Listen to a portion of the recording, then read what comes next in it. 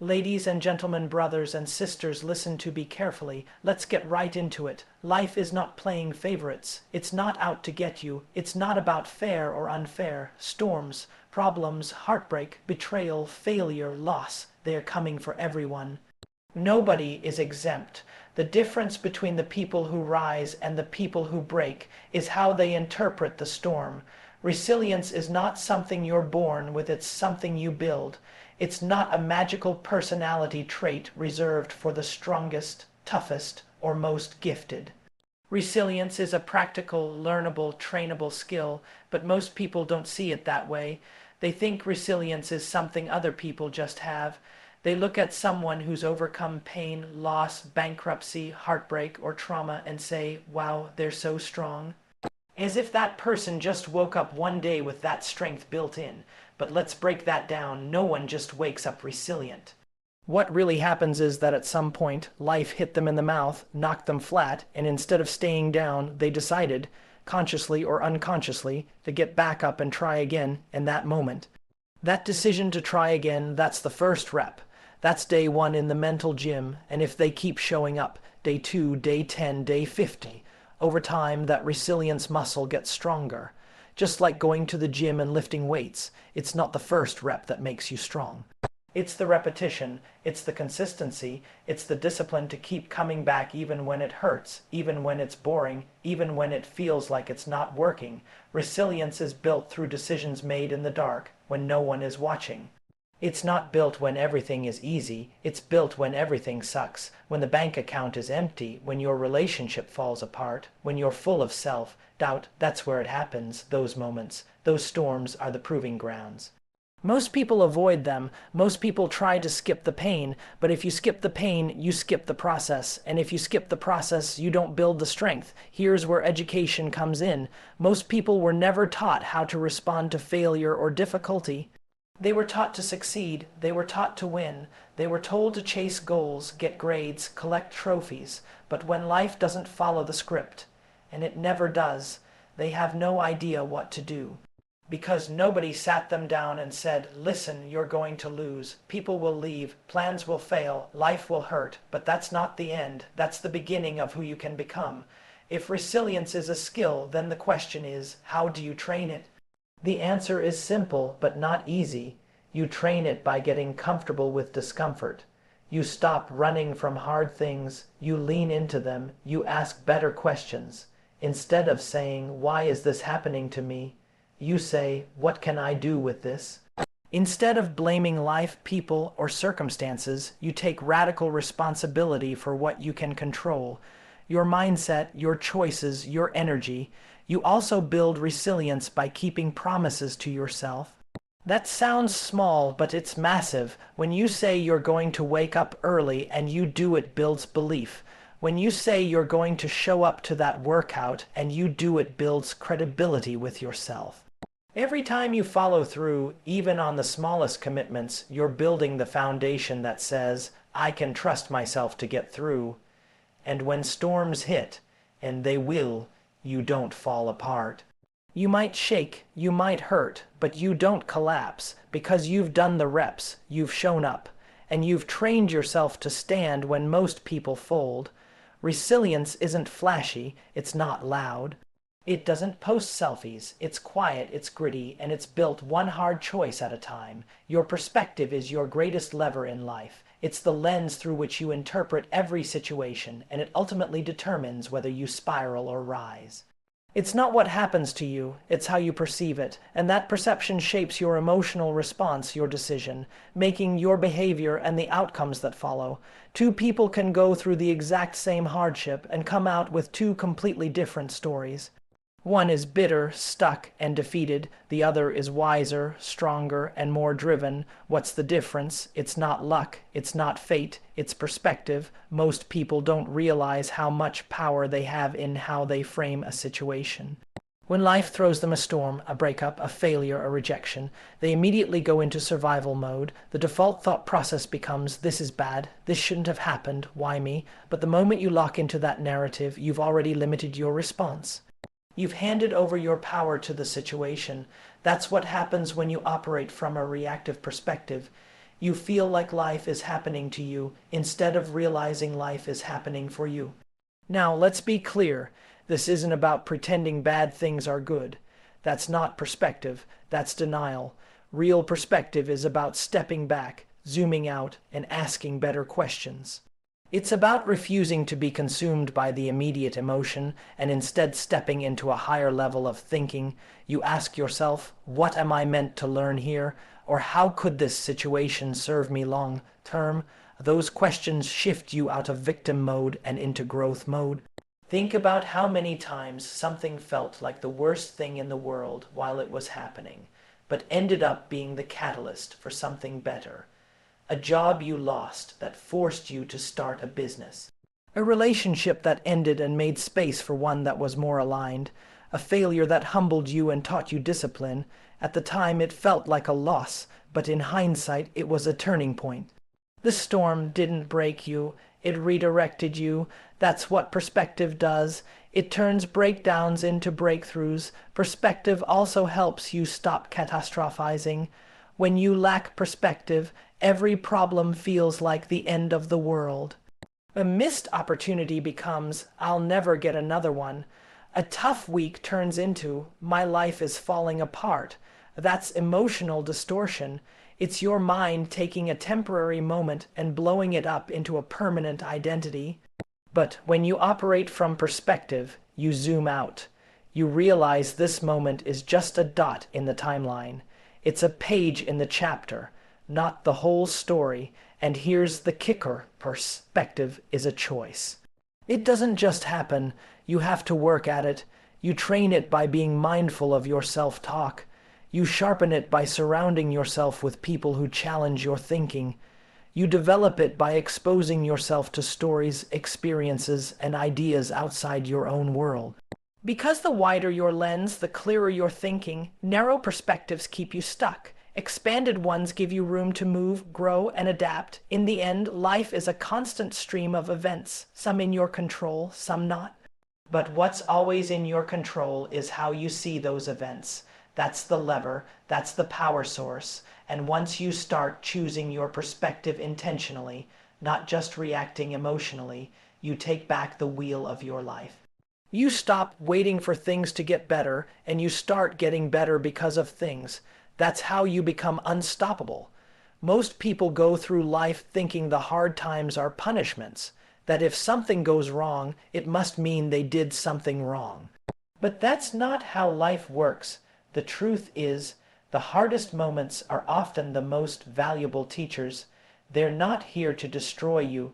They're here to develop you. Life's storms are classrooms in disguise. And the faster you realize that, the faster you stop resisting the lesson and start extracting the growth. You weren't born knowing how to navigate pain, betrayal, rejection, or failure. Nobody handed you a manual on how to deal with your life falling apart. So when the storm hits, it's natural to feel confused, hurt, or overwhelmed. But just because the storm feels chaotic doesn't mean it's meaningless. In fact, it's often in the chaos that the deepest lessons lie. When things are calm and easy, we tend to coast. We don't ask hard questions. We don't reflect. We don't reevaluate. But when everything is shaken up, we're forced to look at what's real. The mask comes off. The truth surfaces, and that's when the real education begins. Think about it. Every significant transformation in your life probably started with some kind of disruption. It wasn't the perfect moment that changed you. It was the storm. Maybe it was a betrayal that opened your eyes to who your real friends were. Maybe it was a failure that forced you to reassess your priorities. Maybe it was a rock bottom that woke you up to your worth. Whatever it was, the pain had purpose, the confusion had a lesson, and once you saw it clearly, you realized that the storm didn't destroy you. It rebuilt you, but the key is in how you respond. If you treat the storm like a punishment, you miss the point. You waste the pain, you get stuck in victim mode, asking, why is this happening to me? Instead of, what can I learn from this? That shift in mindset is everything. One question keeps you stuck, the other one moves you forward. And look, learning through pain isn't glamorous, it's not fun, but it's effective. Life has a way of teaching us through experience what books and podcasts never can. It tests what we actually believe, not what we say we believe. It tests whether our values hold up under pressure. It tests our patience, our discipline, our self-worth. The storm reveals what's solid and what's hollow. Sometimes it reveals that the job you idolized was draining your soul. Sometimes it shows you that the people you gave everything to weren't willing to do the same for you. Sometimes it exposes that you've been living for other people's approval instead of your own vision. That's not failure, that's clarity, that's data, that's insight, and that insight is priceless because it gives you the tools to build something stronger next time. Storms also teach you something else. You're more capable than you think. Pain has a way of introducing you to parts of yourself you didn't know existed. Strength, grit, courage, emotional intelligence. These don't show up until you need them. And you don't even realize how much you've grown until the next challenge comes, and you respond with more calm, more wisdom, more resilience. So don't fear the storm, don't curse it, study it, learn from it. Let it refine you, let it shape you into someone more aware, more intentional, more grounded.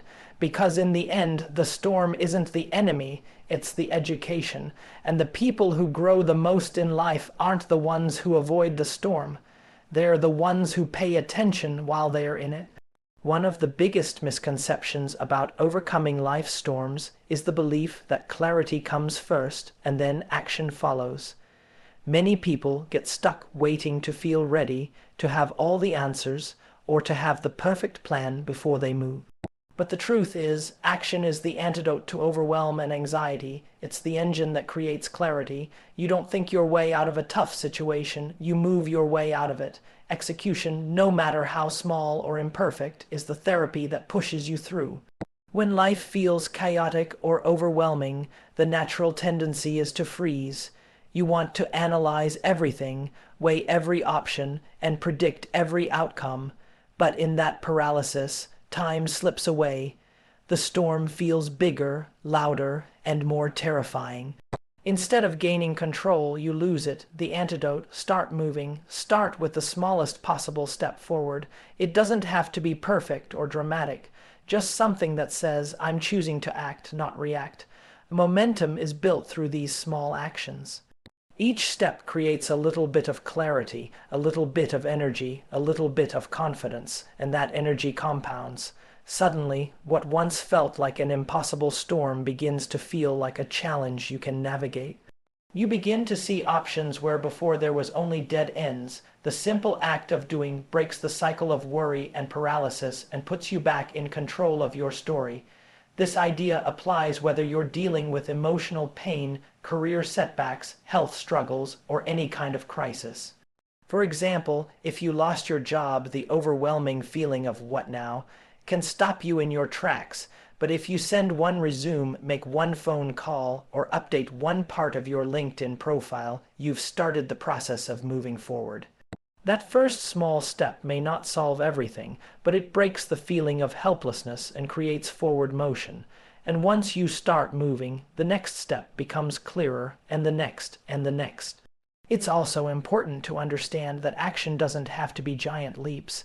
Sometimes the most powerful actions are the simple, consistent ones that build routine and structure when everything else feels unstable. Getting out of bed at a set time, going for a walk, journaling your thoughts, or even just breathing deeply. These seemingly small actions help anchor you. They create a foundation to build on. They tell your brain and your body that you're choosing to engage with life, not retreat from it. The key is to embrace imperfect action. Waiting for the perfect plan or the perfect moment is a trap. Life will never hand you perfect conditions. There will always be uncertainty, fear, and unknowns. So the skill isn't to have perfect clarity before you move. The skill is to move despite the uncertainty. To be willing to take action even when you don't have all the answers, because action generates answers. The reality is, execution is a form of therapy. When you feel stuck, lost, or broken, movement reconnects you with your power. It interrupts negative thought cycles and replaces helplessness with purpose. It forces your brain to focus on solutions instead of problems. It builds confidence because with each completed step, you prove to yourself that you're capable, that you're not defined by your circumstances, but by what you choose to do next. So when life's storms rage, don't wait for the sky to clear before you start moving. Start moving, and the sky will begin to clear. Don't wait to feel ready. Be ready because you're moving. Don't wait for clarity.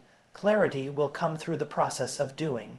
The secret to overcoming life's storms is not just in waiting for answers, but in taking action, step by step, day by day. That's how momentum builds, how confidence grows, and how storms become opportunities for breakthrough. Life's storms are inevitable, no one escapes them, but the secret to overcoming those storms doesn't lie in avoiding pain, waiting for perfect conditions, or hoping for luck.